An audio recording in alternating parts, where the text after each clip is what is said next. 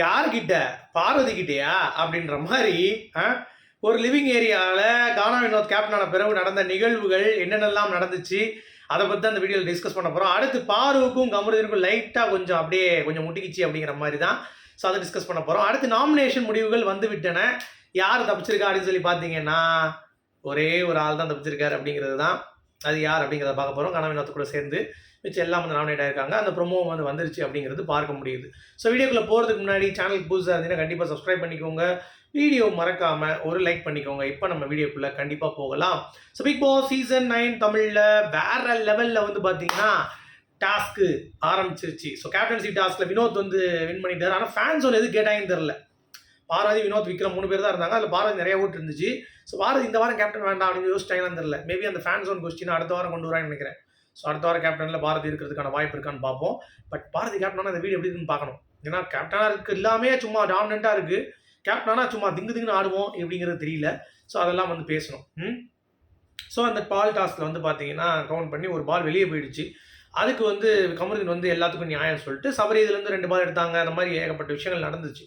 So அதனால் அங்கே வந்து நீ என்கிட்ட வந்து ஃபேவராக பண்ணல அப்படின்னு சொல்லிட்டு சொல்கிறது பார்வதி அது ரொம்ப அநியாயமாக இருந்தது. ஏன்னா கமருதீன் வந்து அந்த இடத்துல வந்து பார்த்தீங்கன்னா என்ன இருந்துச்சோ அதை தான் சொன்னார் பால் விஷயத்தில். ஓகே, அது எல்லாத்துக்கும் சொன்னார் அவர். பார்வதிக்கு மட்டும் சொல்ல. பார்வதி என்ன நினச்சிட்டாங்கன்னா எனக்கு மட்டும் நீ சொல்கிறேன், எனக்கா நீ என்றைக்குமே நின்னது இல்லை அப்படின்ட்டு. அதாவது நியாயத்துக்கு தான் நான் நிற்பேன் அப்படின்ற மாதிரி அவர் சொன்ன அந்த விதம் வந்து நல்லா இருந்தது. பட் அதை புரிஞ்சிக்காம பார்வதி வந்து பார்த்தீங்கன்னா ஒரு ஃபைட் வந்து எடுக்கிறாங்க. ஃபைட்டும் சொல்ல முடியாது, சும்மா சப்ப ஃபைட்டு. சரியா? அது வந்து ஒரு மனஸ்கசப்பு. ஏன்னா எனக்கா நிற்க மாட்டேன், நீ தான் எனக்கா நிற்க மாட்டேன், இதுக்கு தான் நான் சொன்னேன், தனியாக நான் கேம் விளாட்றேன், என்கிட்ட நீ வராது அப்படின்ற மாதிரி வந்து பார்த்தீங்கன்னா சொல்லிவிட்டு அவர் பார்த்து இந்த கிளம்பி போய் தனித்தனியாக அவர் வந்து உட்காந்துக்கிட்டாரு. கானா வினோத் பக்கத்தில் போய் ஜாலியாக உட்காந்துக்கிட்டாரு. பார்வதி வந்து பார்த்தீங்கன்னா அந்த இடத்துல ஃபீல் பண்ணி ரொம்ப கடுப்பாயிட்டாங்க. அந்த ஒரு வெளிப்பாடு தான் இந்த லிவிங் ஏரியாவில் அடுத்து நடந்த சம்பவம் அப்படிங்கிறது தான். சரி, அந்த இதில் யாரெல்லாம் வந்து நல்லா விளாண்டாங்க, யாரை சொல்கிறீங்க அந்த டாஸ்கில் அப்படின்னு கேட்டிங்கன்னா எல்லாருமே ஈக்குவலாக விளாண்டாங்க. கானா வினோத் 32, மிச்சம் எல்லாரும் 28, 29 அந்த ரேஞ்சு தான். ரொம்ப கேவலமாலாம் யாரும் விளாடல. எல்லாருமே வந்து பக்கா விளையாண்டாங்க அப்படிங்கிறது பார்க்க முடிஞ்சிச்சு. அமித்லாம் வந்து ஒரு தடவை தோத்துட்டாரு. அதுக்கடுத்து நல்லா போய் அடிச்சு தூக்கிட்டாரு. பார்வதி ஒழுங்காக விளாடல, அதுக்கடுத்து நல்லா விளாண்டாங்க. ஸோ ஓகே ஓரளவுக்கு. ஸோ கேப்டன் ஆயிட்டாரா, ஆன பிறகு பிரிக்கிறாருங்க டீம் பிரிச்சா 6 பேர் கிச்சனுக்கு போடுறாங்க. என்ன மைத்துக்குனே தெரில. அதுவே தப்பு. போன வாரம் தான் போட்டிங்க, ரைட்டு. இந்த வாரம் அதே போட்டு 2 பேர் கிளீனிங், ஹவுஸ் கிளீனிங் கொடுத்தா எப்படி இருக்கும் மொத்தமாக கிளீனிங்கும்.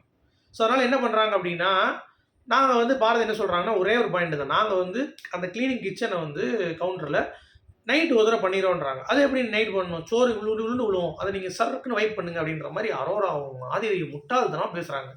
ஏங்க சமைக்கிறவங்க 6 பேர் இருக்காங்க, 2 பேர் தான் சமைக்க போகிறீங்க, உள்ள ஒருத்தன் கட் பண்ண போகிறீங்க, 3 பேர் தான் மேக்ஸிமம், மிச்சம் 2 பேர் நான் பிடிங்கிட்டா இருக்கீங்க. ஒருத்தன் போய் அப்படியே 3 நிமிஷம் தான் சொல்கிறீங்க, லைட்டான வேலை 2 நிமிஷத்தில் முடிக்கலான்றீங்க. அப்புறம் என்ன மைத்துக்கு அரோராவும் ஆதிரி இதை பேசுகிறாங்க. அங்கே தேவையில்லை பண்ணுறதுக்கு. அதுதான் அவங்களுக்கு சென்ஸே புரிய மாட்டேங்குது. பாருங்க தான் சொல்கிறான், நான் ஒரு வட்டம் பண்ணுறதுக்கு ரெடிங்க, எல்லா வேலையும் நான் பண்ணிட்டு இருக்க முடியாது, போயிட்டுறான். அதை புரிஞ்சிக்க மாட்டுறாங்க. ஆதிரி என்ன சொல்லுது, ஹெல்ப்பர் கொடுக்குறோன்னே ஹெல்ப்பர் கொடுத்தாலும் சரி நாங்கள் கிளீனிங் ஏரியாவில் எங்கெங்கே எங்களுக்கு ஹெல்ப் வேணுமோ அங்கே நாங்கள் எடுத்துக்கிறோமே தவிர எங்களுக்கு இந்த இதுக்கு ஹெல்ப்பிங் வேணான்றாங்க. இல்லை நாங்கள் கொடுத்தப்ப நீங்கள் வேணான்னீங்க, இப்போ மட்டும் ஏன் வந்து சண்டை போடுறீங்க அப்படின்னு சொன்னோடனே பாரதிக்கும் வந்துருச்சு. ஒரு ட்ரிகர் பாயிண்ட் ஆகிடுச்சு. ஒன்று ஏறி ஒரு அடி, நீ எதுக்கு பேசுகிற அந்த மாதிரிலாம், தயவு செஞ்சு பேசுகிறாது அப்படின்ற மாதிரி ஓங்கி ஒரு போடு. சரியா? போட்டவுடனே எங்கே நான் மட்டும் தான் கத்திட்டு இருக்கேன். வினோத் வந்து பார்த்தீங்கன்னா பார்வதிக்கு எதிராக ஆடுன்னு சொல்லி விஜய் சொல்லி சொன்னோடனே வினோத் வந்து பார்வதிக்கு எதிராக வந்து நீங்கள் உட்காருங்கன்றாங்க. அங்கே அரோரா நின்று பேசிகிட்டு இருக்கா, கத்திட்டு கிடக்கா, ஆதிரை கத்திட்டு இருக்கா. அங்கெல்லாம் அடக்கலை, பார்வதி அடக்கிறாப்புல. இதுதான் தப்புன்றாங்க. எல்லா சைடும் நீங்கள் உட்காருங்கன்னு சொல்லிடணும். ஆனால் அது வந்து அப்படி சொல்லாமல் பார்வதியை மட்டும் டார்கெட் பண்ணுறது, அதுக்கடுத்து சரி ஓகே எல்லாரும் உட்காருங்க அப்படின்ற மாதிரி சொல்கிறதுலாம் வந்து க்ளீனாக தெரிஞ்சிச்சு. அப்புறம் பார்வதி கமருதீனை வந்து கைவிட்டுட்டான், சண்டை போடுறான்னு சொல்லி பேசிகிட்டு இருக்காங்க. எல்லாம் இப்போது சண்டை போட்டவனே அதெல்லாம் ஒன்றும் பண்ணல. அவங்க சப்போர்ட்டாக தான் நின்னா. அந்த இடத்துல கிச்சனில் ஒரு தடவை தான் பண்ணுவாங்க க்ளீனிங் டீம், அதனால் அவங்க பண்ணட்டும். ஏன்னா பெருசு ஏரியா, அவங்களுக்கு அதுவே டைம் ஆயிருந்தோடனே சாண்ட்ராவும் பார்வதி அதை புரிஞ்சுக்கிறாங்க. சரி ஓகேன்னு சொல்லி பண்ணிக்கிட்டாங்க. இது அன்வான்டாக இஷ்யூ ஆகுனது வந்து பார்த்தீங்கன்னா FJ, ஆதிரே அண்ட் அரோரா, இந்த 3 பேரும் வந்து இது என்னத்தை பண்ணுறது அப்படிங்கிறது எனக்கு புரியல. கேடுகட்டத்தனமாக இருக்குது இந்த கேம் இப்போதைக்கு அப்படிங்கிறது பார்க்க முடியுது. ஓகே, இதில் பார்வதி மேலே தப்பு எங்கேயுமே இல்லை. அவளுக்காக குரல் கொடுத்தா. சாண்ட்ராவும் வந்து பக்கத்தில் நின்று அவங்கள ஊசிப்பேத்திட்டு இருந்தாங்க, அவ்வளோதான். இந்த நேரத்தில் யாரும் வரல, இந்த 3 மூதேவிகளை தவிர. அது புரிஞ்சிக்க ஒரு தன்மையும் வந்து பார்த்தீங்கன்னா இவங்களுக்கு இல்லை, சுத்தமாக இல்லை. சரி, பார்வதி கமருதீன் விஷயத்தில் என்ன அப்படின்னு சொல்லி கேட்டிங்கன்னா பார்வதிக்கு யாருமே நிற்கலை. அதுதான் அங்கே பிரச்சனையே, புரியுதா? யாருமே நிற்கலை பார்வதி. அது பார்க்கும் பொழுது கொஞ்சம் கடுப்பாக தான் இருந்தது.